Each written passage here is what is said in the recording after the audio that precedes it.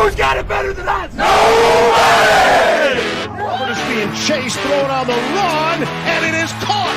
Touchdown, Keenan Allen. What a great... My goal is not to break you. My goal is to make you harder to break. Comes back, number 6. Huge sack by Joey Bosa. Touchdown! 90-yard touchdown! Off at the 8-yard line by Derwin James. Sets his feet, takes a shot downfield, has Guyton, caught, touchdown, Chargers! Grab your lunch boxes and go attack this day with an enthusiasm unknown to mankind.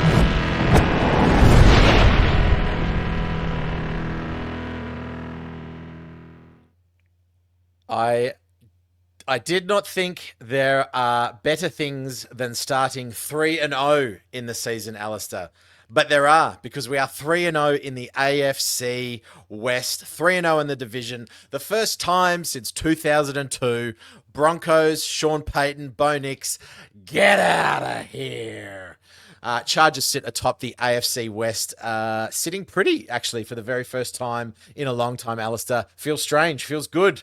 How do you feel? It feels like the Harbaugh effect has officially been felt. That's what it feels like, Jack. As you said, the first time 3-0 since 2002. That's the season after Jim Harbaugh retired as a player from the NFL. So it's been a long time, but you know what? I'm learning to appreciate Jim Harbaugh's cliches because he says these things and they sound trite. Next man up. How long have we heard about next man up in the NFL? The difference is next man up usually means, someone needs to step up, but they play like shit. For a Jim Harbaugh team, next man up is not only a platitude. You have guys like Tony Jefferson, Aronde Gadsden, Austin DeCulis. They're coming in and they're actually playing well. I think that's how you pronounce his name. So I'm excited. I'm pumped. And Jack, weren't Andy and Ryan, our buddy from the Powder Keg pod, weren't they having a mighty uproarious time in England? Some of those warm pints were going down like a treat, I think. Some of the videos that we sent, but we're probably not going to share on our socials, but they look like they had a lot of fun. What a great hookup. I believe Andy is now back and safe in Italy with his family. Back on the beers. He's having a great holiday. We wish him and Cash well. And Ryan, it was fantastic to see you let loose a little bit, my friend. That little Londoner in ya came out. Some of the jives and some of the things that you guys were talking about were fantastic. Before we get to the show, Alistair, as always, I tend to do this at the very end of the podcast, but I have in my notes that I'm doing it at the start. Team TDU, ladies and gentlemen, people, it would mean the world to us. If you like what we do, please like and subscribe or comment on our Spotify or Apple podcast where you can. It really helps us out. We seem to be growing now that we've got a substantial amount of followers on X and also on YouTube. It's sort of a snowball effect. Glide theory. Yeah, that's right. Well, it's sort of, we've got the momentum. So if you could keep engaging with us, we always reply to comments that you leave. We absolutely love the community that we've been building. So thank you so much. All right, Al, let's get into it. Let's start with some of the important points. And there's probably going to be a few from the game on our Monday, but obviously in American Sunday. Where are we going to begin for this game against the Broncos?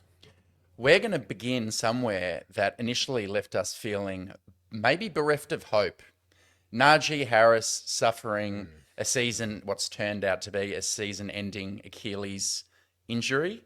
Might I say he was looking mighty fine as a runner before he went down. He was looking spry, agile. It just reminds us how tightly wound up these athletes' bodies are and why these players negotiate so hard at the table for guaranteed money, because it can be one snap, one moment, and all of a sudden it's back to the drawing board for Joe Ortiz.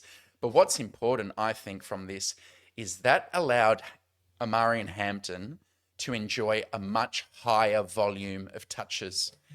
And why I think that's good for him is because my perception of O is he's not the world's most efficient runner. If you look at running backs across the NFL at the moment, he's had 42 carries, 142 rush yards, just 3.4 yards per carry. Now, some of that's on the offensive line, but that number ranks 20 out of 28 NFL backs who've had at least 30 carries to this point in the season.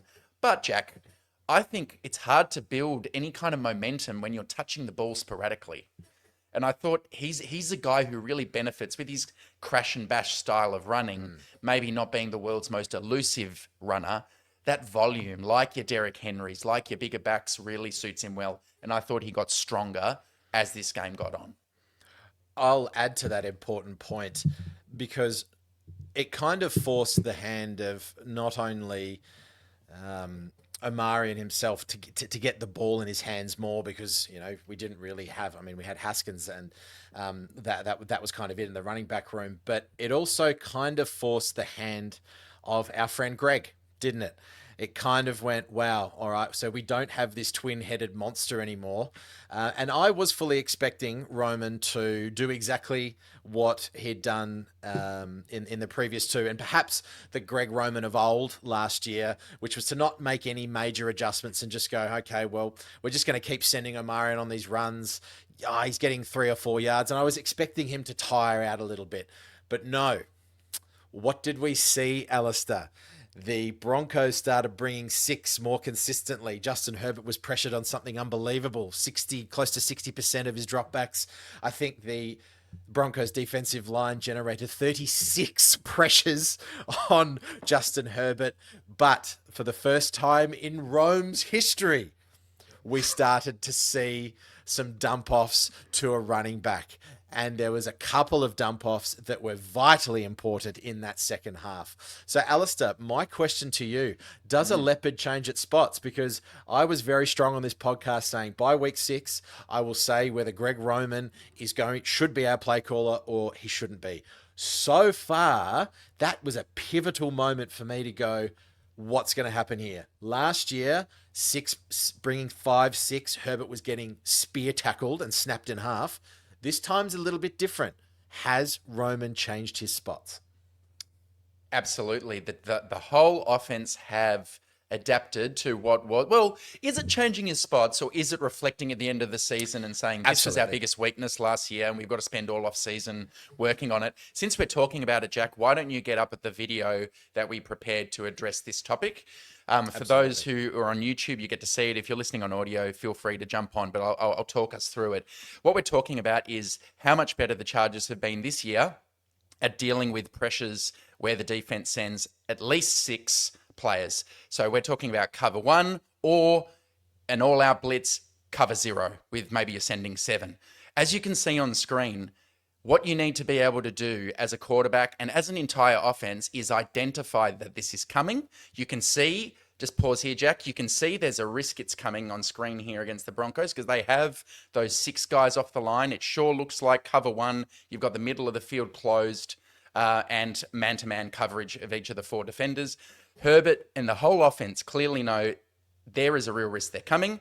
What do we have happen? We have Omarion Hampton running a flare out. Ball comes out straight away, pop, 22 yards down the sideline. This is in a critical moment of the game. This is, I think the score at this point is 20-13. Quarter 4 with 3 minutes 48 remaining. Justin Herbert shortly after this scores that incredible touchdown to Keenan Allen. But last year, we weren't seeing the communication between Bozeman, between the quarterback, the entire group, the running back. You need to know, as a quarterback, you're hot. As a running back, you need to know where's the extra rusher that I'm picking up in pass protection. And Omarion Hampton's doing that excellently, Jack. And the other thing you'll see on the screen, you also need to know as a wide receiver when you're hot. Because they'll have rules, no doubt, that if the rules for the team will be something like, if you identify that it's a strong blitz like this, suddenly you've got an option route, you need to turn around and run a spot route or a quick slant, whatever their rules are. See, just like that, stops Keenan, hit him, first down. And that takes recognition from the wide receivers, not only the quarterback and the offensive line. So, Jack, credit where it's due. Greg Roman and Mike Devlin, dare we say it, although there are other reasons why we'll bag out Mike Devlin later on, I'm sure. At least in this respect, we're not seeing major sacks, which we saw last year, particularly in the wild card round. Yeah, precisely. A great breakdown, Alistair. And for those of you who are listening on audio, jump across to our YouTube, have a look, because we've got some really good coaches film here. One of the things that, because Alistair sent me these clips and I had a look before we started recording, I've been also big on Justin Herbert not being able to pick up blitzes himself, not being able to make those adjustments. This last play here, though, clearly you've got 1, 2, 3, 4, 5, 6 on the line. 6 are coming. Justin Herbert does make a small adjustment. He says, kill, kill. Kill, kill. There's the kill, kill. Hampton shifts over his protection. And what we have here is we have that really short completion to Keenan Allen. Huge, untouched, boom. First down, I believe. So there's this, Alistair, you said that, maybe Roman didn't necessarily, didn't have it with him last year. He just reflected on it. But there's also this year 2 in the offense for Justin Herbert. And I truly believe that if this game was played last year, I think we lose this by 7 points. And Justin Herbert walks away with a very, very sore rib cage or a sore hand or something like that because he's being lit up. Not saying that he wasn't lit up, because he was, but we just found a way to win. And I think that's kind of showing that adaptability that we kind of now have with the offensive weapons. But let's talk about him. Oronde. Sounds like a Shakespearean character. Man, what a debut, right? What, 5 catches? Wherefore art thou, Oronde? Lend me your ears. But what a game for a guy that just, you said, next man up, comes in and makes huge catches. The man has oven mitts for hands. Stunning. Simply stunning. The tweet we put out was before that game, tight ends for the Chargers had caught 4 balls in total across weeks 1 and 2. Gadsden, a rookie, a 5th round rookie at that, on debut, caught 5. Never in doubt. I mean, he caught 5 of 6 targets. Vice-like hands, big hands. Different types of routes too. I mean, you had a couple from the slot running, those seam field stretching routes that I think only he can really do of our current crop of tight ends. But then you had more like across the field, that lovely over route from the slot where Herbert's done a boot action rolling to his right. That's not an easy catch either. That's thrown hard on the move near the sideline, defender draped over him, and he's caught it cleanly. Jack, how big is this development for the Chargers season? Huge, because that just builds confidence. And let's not forget QJ. Hell, we've been very hard on QJ here, right? The man is catching the ball. And yes, some of them are tippy-tacky in his fingertips, but they are now the lesser of the receptions. A lot of them are far more confident. Lad McConkey has hands of steel. Keenan Allen has hands of steel. Amarian Hampton hasn't dropped a pass just yet. Nope. So all of a sudden, Herbert's sort of walking around going, hold on, I can play this gunslinger, because his 4th quarter, I don't think Herbert had the best game in comparison to his first 2, but he was 12 of 15, 153 yards and a touchdown. And he went to Keenan, McConkey, Hampton, Gadsden, boom, boom, boom, move the chains. And let's not forget it, that last touchdown to Keenan Allen is, we said it on private chat, is possibly one of the best throws that we're going to see of a quarterback this year. Absolutely exceptional. So how important is it? I'm glad you raised QJ as well. We'll get to him. I'll let you finish on. Yeah. No. Let's go, because I mean, it's now been a couple of games where QJ has had a big opening play that has kind of set up the offense. That I don't know what happened. The Broncos defenders kind of gave up, and then he just sort of burst out. But what did he get? 36, 37 yards. That changes your first drive totally. So yeah, let's have a little bit of an open slather on QJ now. Public apologies. I'll make them. So for me, this game was the best game of Quentin Johnston's career. I know that he might not have had I've forgotten what it was now. He went off for whatever it was, 170 yards against the Raiders, and he's had higher yardage totals. Against the Browns was another big one. I feel like oftentimes in those games where he's really excelled, he's benefiting from really soft zone coverages or blown coverages. This was really different for me in this game. He was doing stuff I've never seen him do before. So the one you mentioned where he's broken out of a tackle from Patrick Surtain and Singleton's holding him too, and he manages to break out for those 37 yards after the catch. Not to mention his route running on that. We're going to do a separate video on that later on, and we've posted it on TDU Film. Extraordinary play. Then he's caught one in between 3 defenders on a Herbert prayer ball. That's not something he's done in a game yet in the NFL. No. And then there was a 3rd and 10 in the third quarter, trailing 17-10.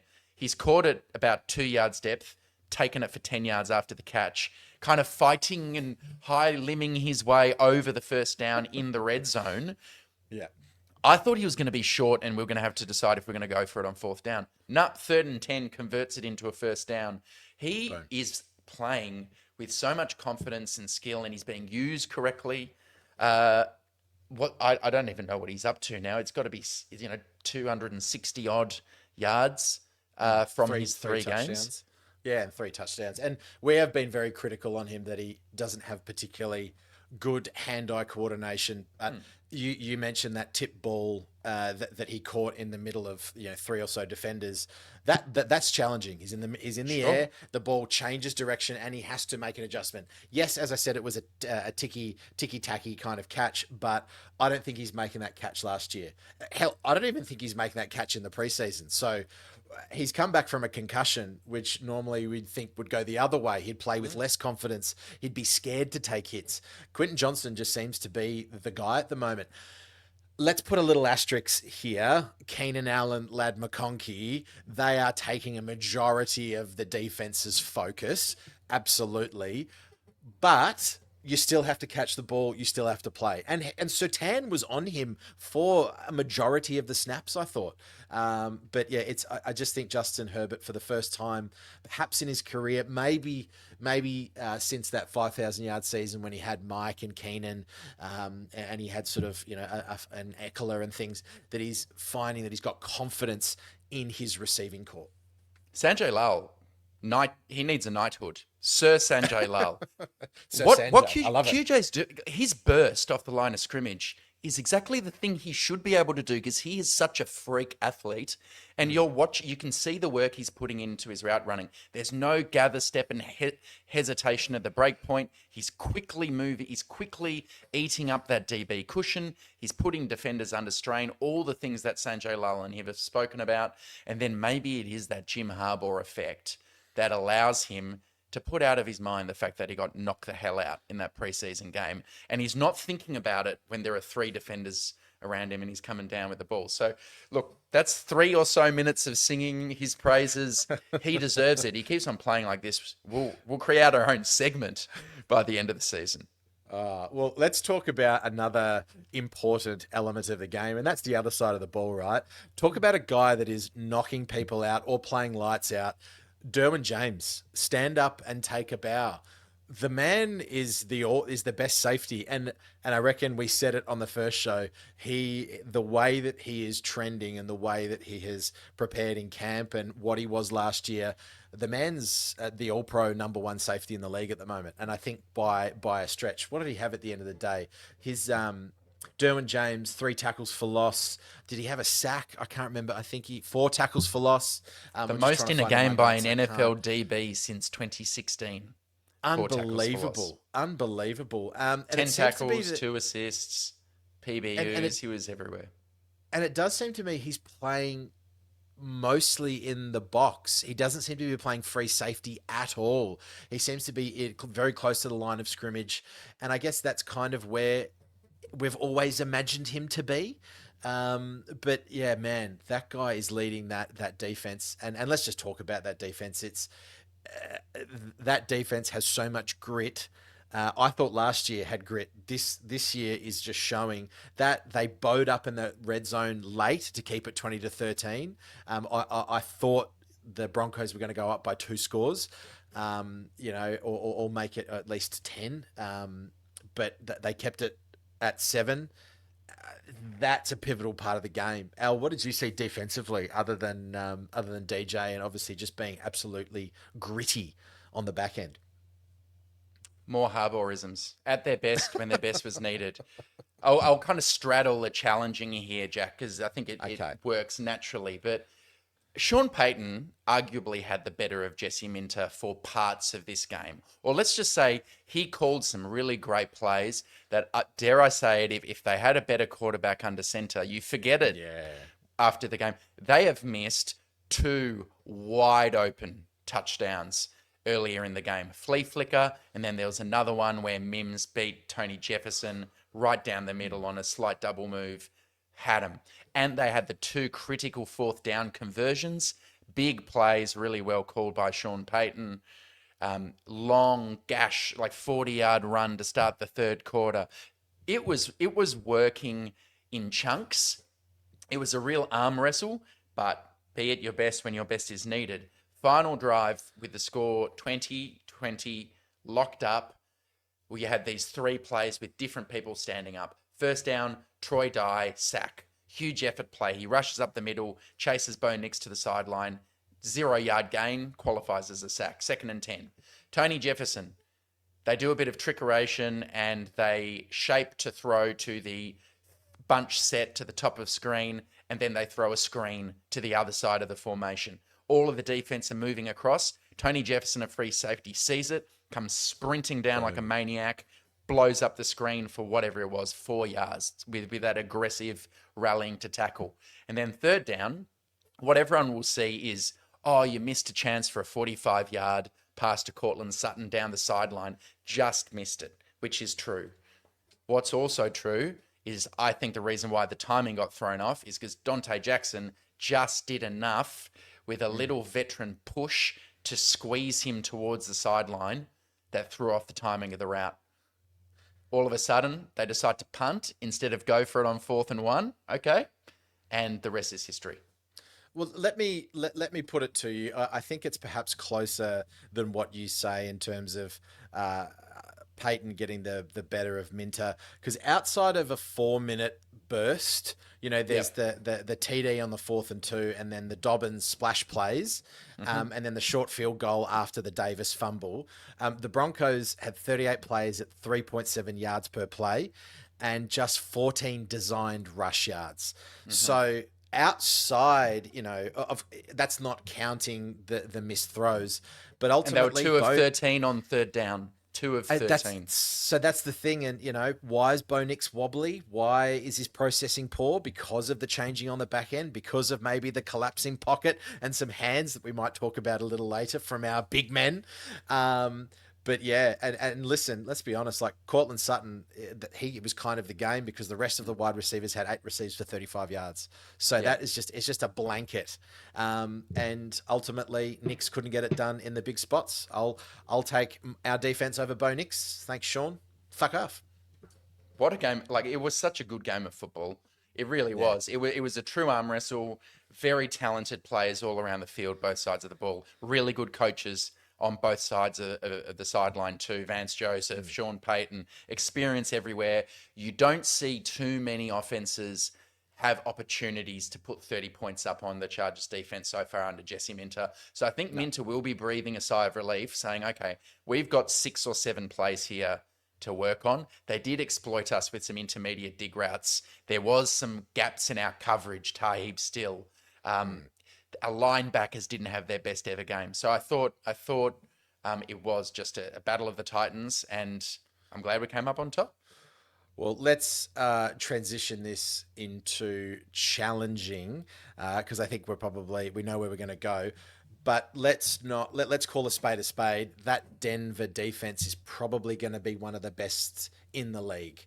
Their front 7 made an absolute meal of our offensive line. So my first challenging is obviously giving up 36 pressures in a game of football, being sacked 5 times, and our right side of the line looking less than a turnstile, because at least a turnstile actually, lets individuals in and out. That was more like a gaping hole in a battleship that's sinking.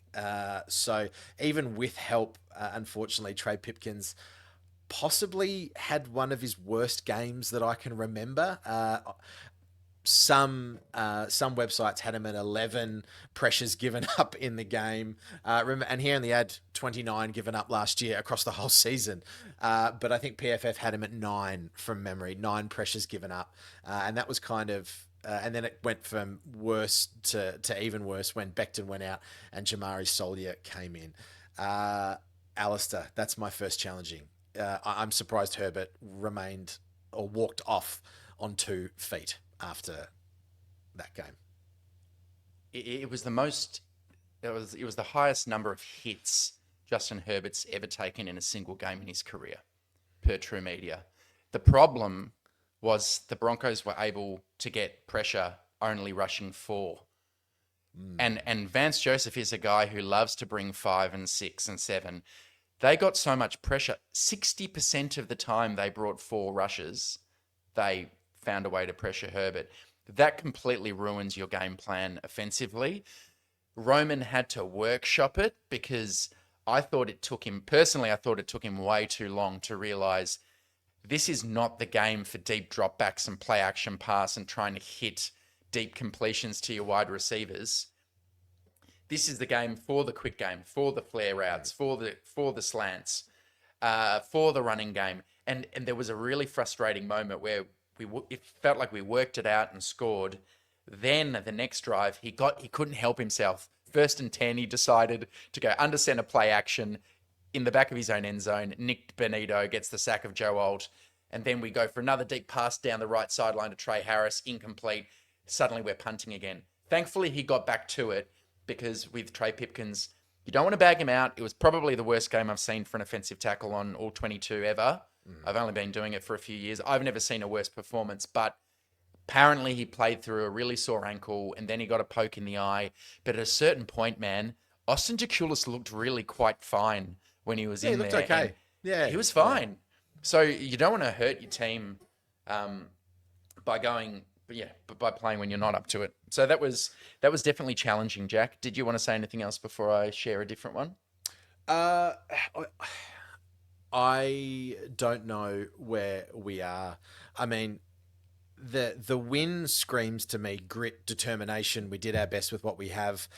But I mean, that I think is the first real test of a front 4. I mean, Jonathan Cooper, he's winning at 42% of his pass rush. It's unbelievable. That is playoff football. I feel like that's the kind of line that we're going to have to face if we win the division or if we make a wild card spot. You think of the way the Texans absolutely just beat us up last year as well. So yeah, hey, listen, we've got the short game going, which we mentioned before, but I don't know. I don't know what we're going to do on the right side because I thought Solier came in and just looked completely out of his depth as well. There's one snap when he just gets essentially just lifted off and thrown at Justin Herbert's feet. So outrageous. Listen, not every front 4 is going to be Denver, but we've got to play them again.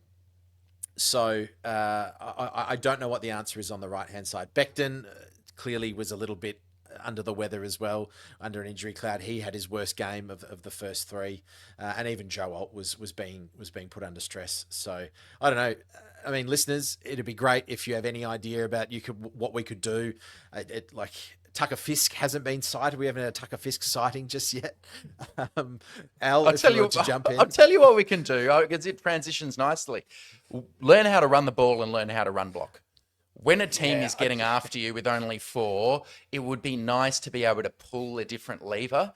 And it was so frustrating. Like a very first outside zone run of the game, Mekhi Becton whiffs on a reach block on DJ Jones. Poor Hampton's tackled 4 yards into the backfield, 2nd and 14. 2 plays later, Bradley Bozeman, he can't reach block Franklin Myers on outside zone, 3 yards. These guys aren't athletic enough to run zone properly.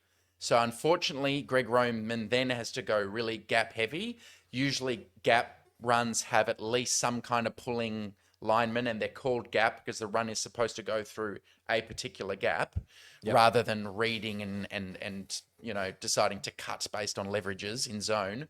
The problem with gap runs is it kind of takes one stuffed up block for the play to be dead. So it's fun because you're running the ball down the defense's throat really aggressively. But if you think about it, down block, pulling lineman, other pulling lineman. One person misses, defender comes through clean, and again, your back's getting hit in the backfield.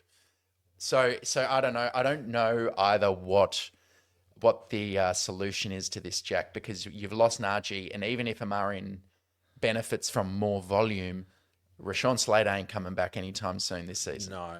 And you'd think with Omarion Hampton being a rookie, you just worry about his longevity as well. There was kind of a hope that Najee there wasn't kind of. There was a hope that there's this two-headed monster. And so by the end of the year, you've got both guys who are, sort of semi-fresh compared to a single back who'd been, sort of 300, 400 carries. But fascinating. And I just don't think Matlock, every time I watch Scott, unfortunately, he just either misses a block when he's pulling across, or he just doesn't have the wherewithal to find and be where he needs to be. So yeah, fascinating to see what happens. Alistair, let me put a question. Yeah. Sorry, you disagree? No, I agree with that. I think you're going to go to the same place I am. So what were you going to ask? No, I wasn't. I was going to say, I just have a question. Do you think that Justin Herbert, for one of the first times, has left some scramble yards off the board? Do you think there were some moments there that he could have actually taken to because the pocket was collapsing so quickly? I thought maybe on one or two that he could have gone. But do you think that maybe not having that part of the game plan was a bit of an issue or a challenging point?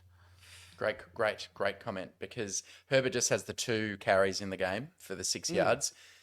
I would like to still see a bit more, I don't know, reflexive, on-the-spot adaptability from Greg Roman. I know we've just said big tick for getting better at dealing with stunts and twists up front and dealing with blitzes. What we still don't see is like a real quick change of strategy. I feel like it's always 2 drives too late, and we're tweeting about it, and then suddenly we do it. When your defense is getting home as much as they were, Jack, that is another thing you can do. You've got this 6'6" quarterback. Bring out the RPO. Bring out some option. Like, change things up a little bit. I know the quick game, and like we still had just the one screen pass attempt. First attempt of the year, it ends up almost being complete to Conklin, not quite. It does feel like we are lacking those things. And look, at the moment, I think I read somewhere that we're ranked 24th in rush yards before contact. So that's a stat for the offensive line.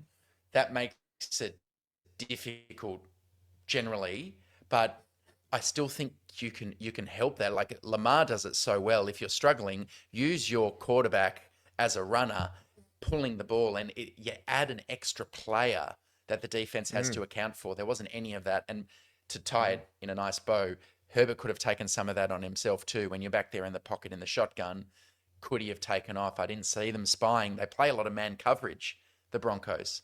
So missed opportunity, I agree. Or do you put Trey Lance in there and go a little bit of wildcat and just sacrifice the athlete there? The man can run. We saw it in the preseason. Surely that's got to be up in it. That's got to be up their sleeve somewhere. Anywho, Alistair, is there anything challenging you want to cover? Because there are a couple more that I've got, but you take the lead. Yeah, I do think. I don't know about challenging. I want to cycle back to something you were saying about Justin Herbert. Because we've just said it was challenging. He didn't use his legs. But you were saying that, this week you thought he wasn't quite at the level that he was in weeks 1 and 2. It's probably a rare time where we disagree on the show, where I thought just acknowledging just how much pressure he was under for this game at 49% of dropbacks, The one interception he did throw, I thought was a little bit unlucky. He was getting hit as he threw it. Tipped ball flies to the safety. I thought he did a really good job at protecting the ball, keeping the offense afloat, and then he hit, he went completely beast mode, clutch, Superman in the last quarter, completing his final 8 passes. I thought that was a real statement game from him, especially because people do remember with recency bias. You remember that second half. You remember how the game finishes. The enduring memory from this game is going to be him avoiding pressure, rolling to his left, and throwing a perfect ball to Keenan Allen, who, mind you, did a great job catching it. So yeah, not really challenging, but I wanted to make sure we addressed that. And I might even ask you a question about it. So I was going to ask this a couple of weeks ago, but I remember Derwin, I've got the quote somewhere. Derwin said after the win against the Chiefs in week 1, he said, "This looks like a different 10. A new level, a new focus, a new leader." What's your take on that? Do you agree? Are you seeing anything new from Justin Herbert, or not necessarily? I don't think I'm seeing anything new from Justin Herbert. I think I'm just seeing the players around him be better. Whether he's elevating them to be better or not, I'm not too sure. I don't think if you speak about someone like Gadsden, Gadsden has caught some incredible passes. The pass was on the money, don't get me wrong, but that is also Gadsden, catching it. It's Keenan Allen catching it. It's having a Murray and Hampton there.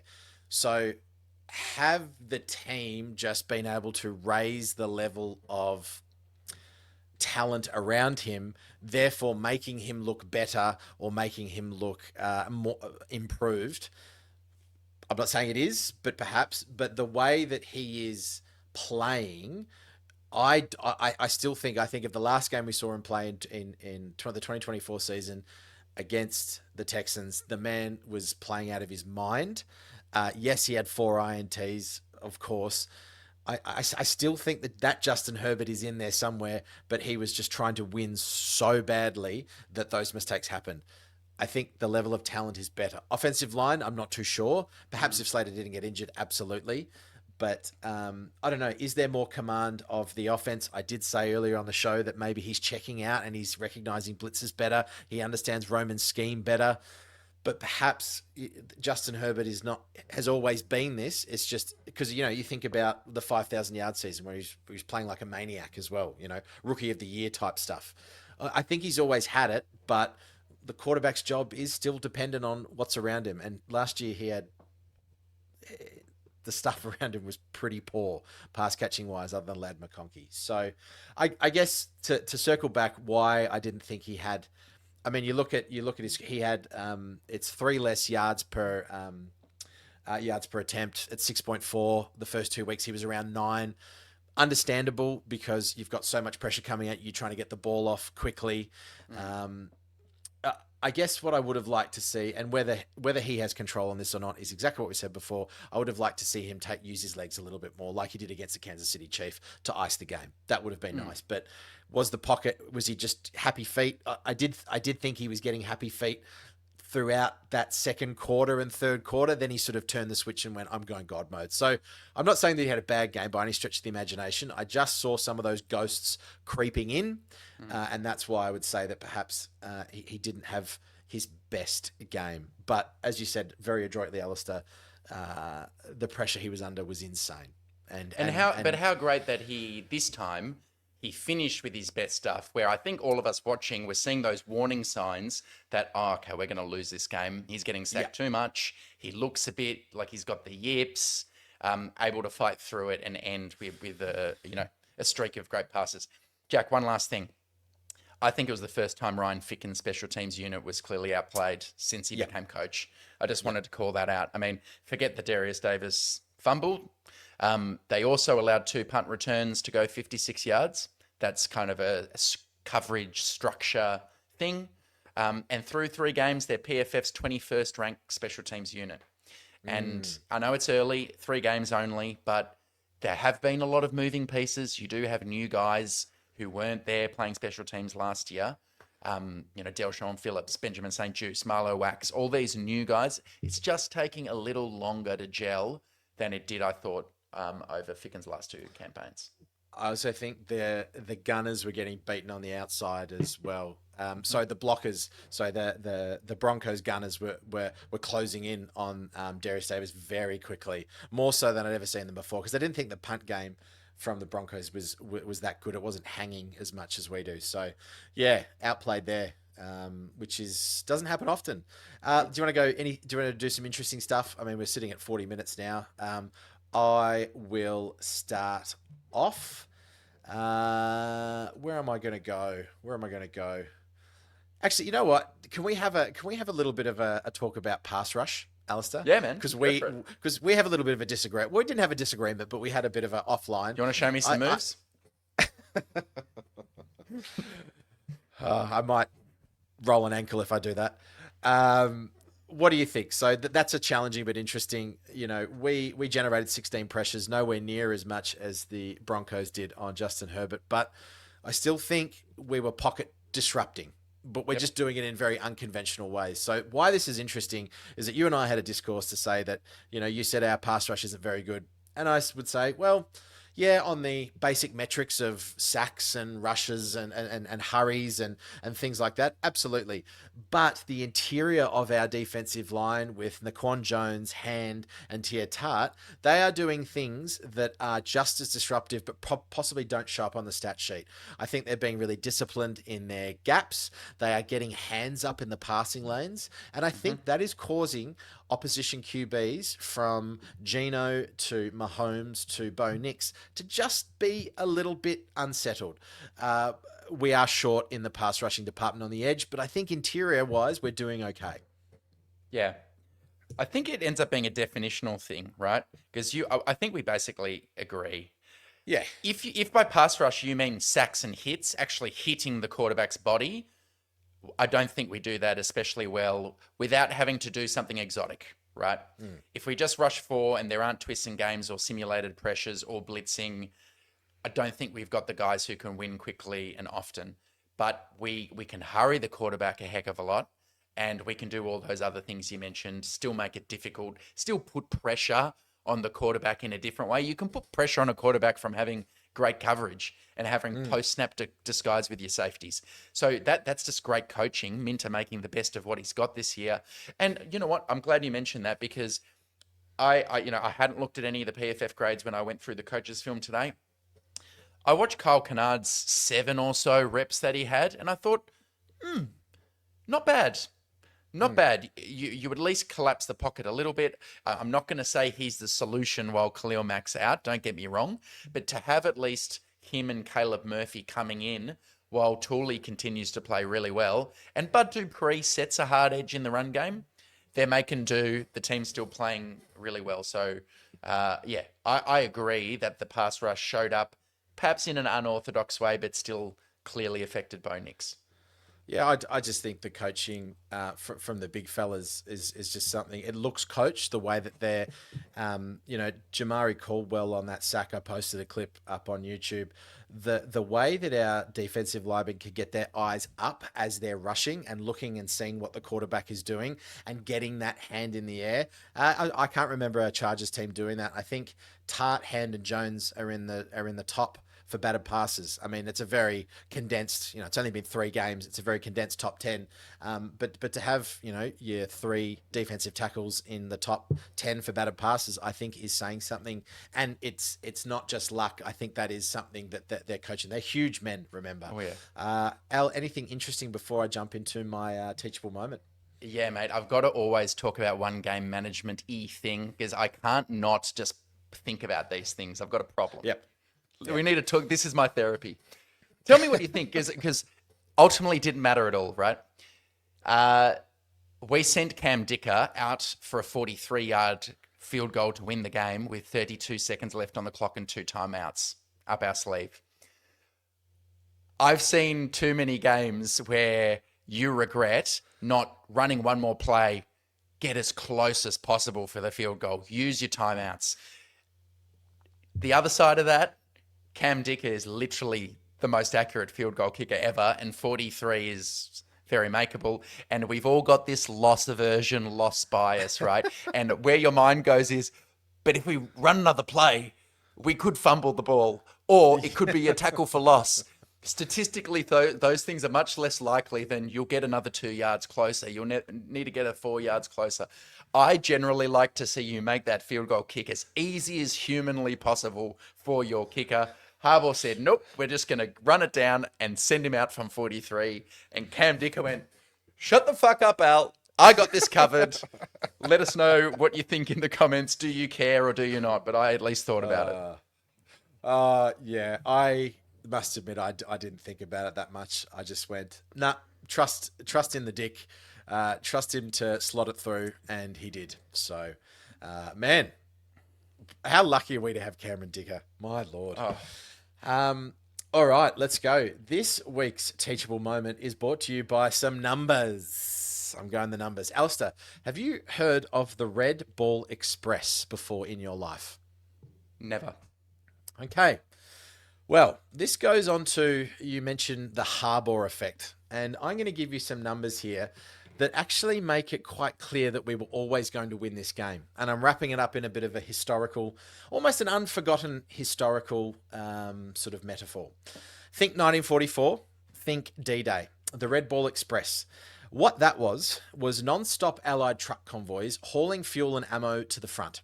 From August to November, in 1944, those priority Red Ball routes moved up to 12,500 tons of supplies a day on the backs of 6,000 plus trucks, with roughly 3/4 of drivers African American soldiers, keeping the wheels turning despite wrecked roads and enemy fire. That ceaseless flow kept Patton's advance alive, logistics turning opportunity into territory. That's the Chargers against the Broncos. With the same 11 possessions, they built more. Longer drives, 7.9 versus 4.9 drives per play. 32.4 versus 20.8 yards per drive. 1.9 versus 1.5 points per drive. The field position fuel was steady. Gross passing 297 versus 153. That's plus 144. Air yards plus 101. Yak plus 49. Total net yards plus 119. Denver's explosive run yards 83 to 22. Yes, were loud, but they were isolated. Logistics pay off in the red zone as well. Both teams were 100% once they arrived, but the convoys mattered. 4 versus 2 red zone trips, 12 versus 4 red zone plays. And the results reflect pure volume. LA, 2 TDs, 2 field goals. Denver, 1 TD, 1 field goal. That's the story. The Broncos flashed, the Chargers delivered snap after snap. More supplies to the front equals more red zone arrivals equals more points. Big plays are the headlines. Hidden yardage is logistics. And logistics win. Class dismissed. Interesting. You know I love me some numbers, man. That was really nicely done. Penalties was a big one too. The Broncos shot themselves in the foot.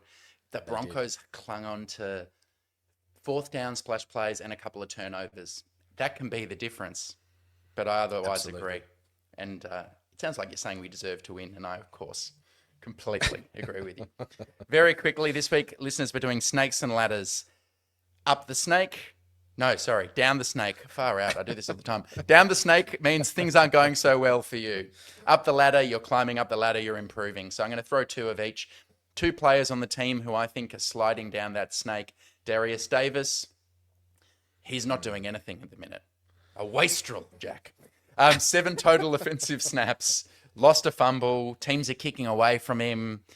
It seems like whenever these sweeps are happening, they're not working. So at a certain point, do you think about making him inactive? I don't know, but he is down the snake so far. The other one, Jack Tyler Conklin, hasn't really made much of any of an impact so far, and I thought he was going to be quite a feature of the passing game. Someone on this show actually predicted he might lead the team in targets before the season. I won't name who. You can have a guess, TDU crew. But he's just been shown up by a first gamer who's much younger than he is. So he's another guy down the snake. 2 quick up the ladders. I wanted to call out Benjamin St. Just because we were saying he should make the team. He hasn't earned it. Clearly, the coach has valued regular season performances over the preseason. He has not missed a beat, whether it's been on special teams or even on defense recently, playing pretty well. We won't mention we don't know whose fault it was between him and Gilman in that, terrible 4th down touchdown. But instead, Besides that, he's been really good. The other up the ladder, Jack, your boy, Justin Aboigbe. Definitely his best game. Definitely his best game. Now, he only played 12 snaps. Might I add, he only played 12 snaps, but he actually had a proper stack, peak, shed, and tackle of the running back. He also had a nice hit on Bo Nix that actually saved that touchdown that could have been thrown to Marvin Mims where Tony Jefferson bit on it. It's just Aboigbe hitting him late that perhaps caused that to go askew. So those are your Snakes and Ladders listeners for 1 week. Nice. Love that. All right. Well, we can only talk about the win over the Broncos for so much. Let's turn our eyes, ears, and analysis to the Darty Giants, it seems. Just a couple of things. Obviously, Najee Harris is out for the season. What are we going to do there? I'd really love listeners to comment. Do we sign Miller Hines and elevate Vidal? Do we go out looking for another running back? Who knows? Khalil Mack is on IR. I think he's returning at least in 4 weeks. So that was his first game out. But he doesn't seem to be too injured, which is great. And it looks like the Chargers are opening out, although the Giants are 5.5-point underdogs against the Bolts. And it's great to see that Herbert in the media, whenever I log into my YouTube, is getting the plaudits I think he deserves. The negative talk about Justin Herbert is quite minimal at the moment, and he's leading the league in passing yards, about 850 odd. I think the next closest is about 830. So we love to see that. So what we're going to do now, Elle, is we're going to just go a couple of things that we saw in this game, the Giants versus the Chiefs. Absolute disaster class, really. And then we're going to talk about how the Chargers offense might attack them, what the Chargers defense can do. We'll go to a headline, and then we'll finish with our score predictions. So first thing that I saw that it's kind of lucky for us is that the Giants' Tracy Jr., he was actually running really hard early, and I've gone, geez, we're going to have to contain this guy. But it looks like he's out with a dislocated shoulder. But the Giants' offense, they were just running and check down very, very early. Russ, I don't think, threw beyond 5 yards in quarter one. Scatterbo comes in, looks fiery. But yeah, the first thing that I sort of noted from this Giants offense is there's not much going on. Now, listen, big caveat is that obviously Jackson Dart has been named in week 4. It's not going to be Russell Wilson. What it looks like, we don't know. But I thought it's interesting that they're only really going to have Scatterbo in the backfield there as Tracy is out. So I think that's really beneficial for us. As do I. I mean, so for listeners, the score in the game was Chiefs 22, Giants 9. It was a very torrid, boring affair for the first half. And then the Chiefs kind of kicked away. The Chiefs still look really limited on offense. Yeah, they're really relying on Tyquan Thornton to connect on these deep balls, which he did. I just want to say as an aside, Collinsworth, man, he's almost choking on the mic talking about Patrick Mahomes. There was a play where Mahomes has actually thrown a backward pass. That's a fumble. And then he ran and managed to recover his own fumble. Oh, God. Collinsworth's gone, Patrick Mahomes. Oh, God, he stripped the ball from Okereke after it's one of the worst backward passes you'll ever see. And he's spending all his time praising what an incredible job it was by Patrick Mahomes. I digress. The Giants, man, Russell Wilson just threw that game away. Some of the most unacceptable, long, ill-conceived, ill-advised throws. Shocking. It was terrible. Poor decisions, which was weird because I know Kyle said offline that's kind of how he played the week before against the Cowboys. He still threw for 450 yards in a game that went to overtime, and Malik Neighbors went absolutely crazy in that game. In this game, Neighbors has 2 catches for 13 yards, Jack, and he looked pretty disinterested. Mate, he didn't touch the ball until sort of like 12 minutes to go in the fourth quarter.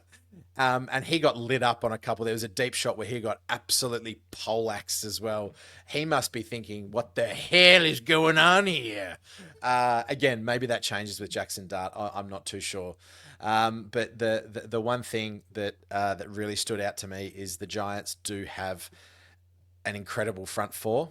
And if we're talking about the Broncos getting pressure consistently with only rushing 4, I don't know what we're going to do because we're going to have to think of something because Thibodeau, Carter, they were getting home consistently.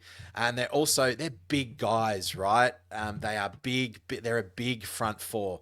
They are big and athletic. So I think the Chiefs kind of struggled to rush against them as well. They kind of, I think Mahomes was pressured on around 29%, 30% of his dropbacks, but he was doing his little skitter-scatter and dumping off really short a lot of the time. So that's going to be an interesting, we might see another sort of game from Justin Herbert where his yards per attempt are around that 6 yards. But yeah, that's another thing that I sort of scouted with the Giants. Yeah. And I think that's important, kind of moving on to some keys to victory, just to build off that one, Jack. I mean, on offense, pick the right matchup when we pass the ball is my kind of first takeaway. The Giants have some weaknesses. I think Aronde Gadsden on their linebackers is a good one. I think Trey Harris on Cordale Flott, who's 175 pounds at outside cornerback. Let's test him out with our biggest, kind of strongest wide receiver. And they've got a slot corner I really like called Drew Phillips, who had a good year last year. He got picked on a bit in this game. He had a weird game. He started the game strongly. He's very feisty and aggressive in man coverage. He also gave up a touchdown to Thornton and the deep completion to Thornton in the fourth quarter. I think McConkey is where you're going. I dare say we haven't seen a Lad McConkey game just yet, and this might be it. Yeah, which is great. Which is good because we had at the end of last season we had the Lad McConkey game and we lost by a large margin. The one thing I found that KC had a little bit of joy, and I don't know how to describe it other than some built-in misdirections in their running game. There were a couple of times when there was a Pacheco kind of fade, looked like he was faking out and went in, or there was a quick change of the handoff. So I think early, even though they've got an incredible front four, as I think it's going to be really important to run the ball and just keep those front four honest so they don't start really sort of, going hard at the pass rush.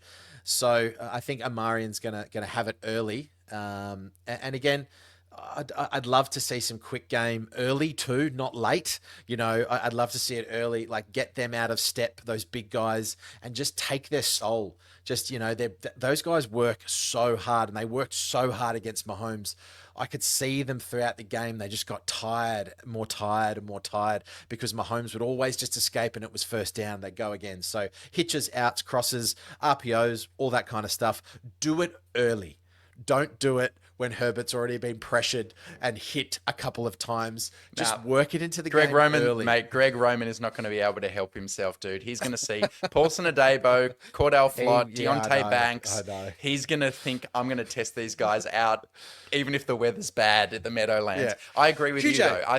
Just do what worked last week, especially if, for whatever reason, we don't know at this stage what Becton's situation is going through the concussion protocol. Yeah. We don't know how hampered Trey Pipkins is going to be by the ankle, but hopefully using Hampton allows you to negate some of that. I'm going to flip over to the defense, Jack. I'm going to say stop the run first, because like you, I thought Cam Scatterbo, as Ryan would say. Scatterbo. Is it Scatterboo? They call him Scatterboo. They were calling him Scatterboo on the broadcast. Who knows, man? Americans say Bangles, like it's an E. Who knows? Tell us. Scatterboo. He ran hard and he actually ran efficiently. He was quite effective. I think he forced 5 missed tackles, averaged 4.4 yards after contact per rush, which is ludicrous. Schematically, I'm not worried, but the Chargers are starting to show that they are not defending zone runs as well. It might be a byproduct of having bigger linemen, but I thought J.K. Dobbins, Peyton ran a lot of zone and it seemed to work. Last week, the Giants ran zone 21 times and gap once. Yeah. And they were quite effective. So the Chargers defense needs to start there, I think, because you want to get Dart on debut in unfavorable situations, and it starts by stopping the run. Yeah, and to build on that, I think it's going to be the way that we build pressure on a rookie quarterback. Yes, having edge pressure is great, but I think it's interior pressure. It's something that most quarterbacks, even experienced ones, really, really struggle with when you're getting 360-pound men up in your face, let alone 360-pound men. But these men also put hands in the air. So I would like to see Tooley set those solid edges. Dart has wheels, and we saw that when he was in college. If Minter's defense, it's going to be hard for Jackson Dart to find space in the passing game, I think.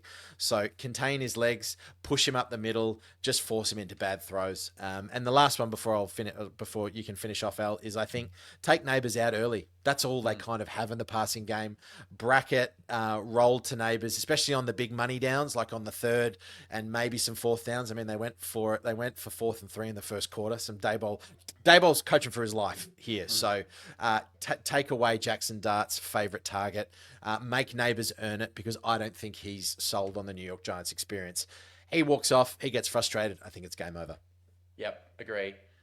Jackson Dart, along with Jaden Daniels, is the most reckless college quarterback I've seen not protecting himself scrambling. I feel like the moment will be exciting for him, and he could be quite jacked up. So, Derwin, be careful. We don't need you knocking out a scrambling quarterback and being rubbed out and banned by the NFL for 2 games. Yeah. I know we'd enjoy seeing you hit Dart, but maybe just be careful. He's reckless. He'll do the whole helicopter flying in the air kind of thing. So I would QB spy Dart, like you said. The last thing I'll mention before we move to our headlines, strategic pressure, I reckon. Tooley on the left side of that line. Andrew Thomas he played his first game coming back from foot surgery from a Liz Frank, their highly paid left tackle. And they just did a snap share in his first game back. And when he came out, they brought in the rookie Marcus Mbow from Purdue, who got beaten soundly. And the left guard Runyon isn't much chop either. So I don't think we need to go overboard with blitzing. I think those simulated pressures, what we've been doing, we should be able to get enough strategic pressure to make Dart just question what he's seeing. With 7 men in coverage, he's going to have a hard time moving the rock.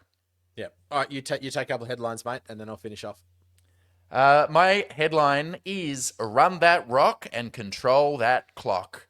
I agree, Jack. Only way the Giants win this game is if they dominate through turnovers. They've PFF's 8th ranked pass rush, but their 19th ranked run defense. That is the course and path to victory. This is an Amari and Hampton game. That was going to be mine. It was going to be Hampton Highway, but I'm going to go to a different one. That's why we always have something in the back pocket, Alistair, like a good Greg Roman. I'm going to say Edge of Glory? No. Middle Mayhem wins it for LA. I have a feeling that Jamari Caldwell, Hand, and Tia Tart are going to sack the quarterback. I have the Chargers winning 24 to the Giants 13. Absolutely suck the life out of them. Love it. Yeah, Chargers is going to be 4-0, and I don't know the last time that happened. I'm going to go the Chargers 27 and the Giants 17 away from home for the Powder Blues. Indeed. Well, there we have it, folks. Thank you, TD Crew, for listening. Is there anything else we wanted to talk about, Alistair, before we say goodbye? Well, I was going to have to mention around the NFL kind of headline stuff. Is this aimed at me?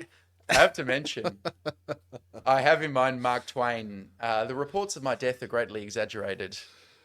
This is Caleb Williams and Ben Johnson, they've just been written off by TDU Jack, especially after the first 2 weeks of the season. And they respond. Williams, 298 yards, 4 touchdowns, bit of flea flicker, bit of magic, had Soldier Field up in arms. We'll see how long it lasts. They are a bad defense, Dallas, but I just thought you're not going to get away with that not being mentioned before the end of the show. I almost had you. I was just trying to get us finished. I was going to get us finished. Yeah, not too much from me other than I think, there's the game that we're playing, I think, has a hot seat on it, and that's going to be Brian Daboll, given that the Colts look like they're Super Bowl favorites at the moment. My Lord, Daniel Jones is producing. So Steichen is doing his deed there.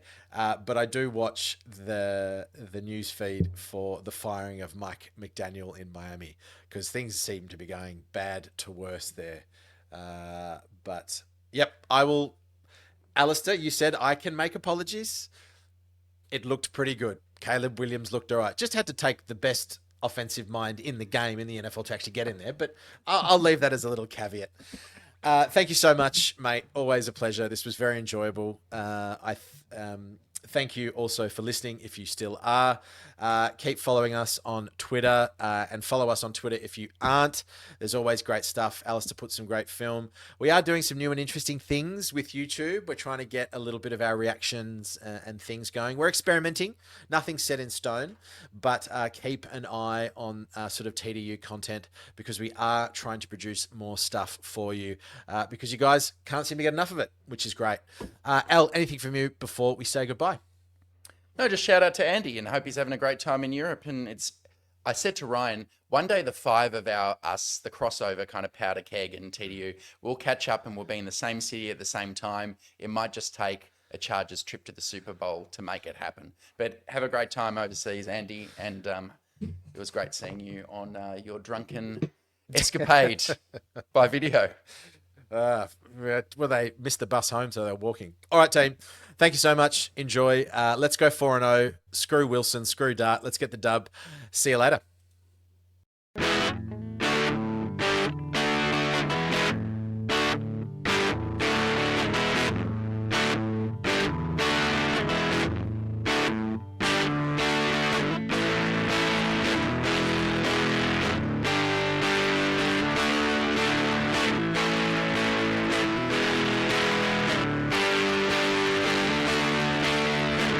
Backpedals looking, firing. He's got Floyd turning. Got it! Zigzag, 10, 5, high step, touchdown!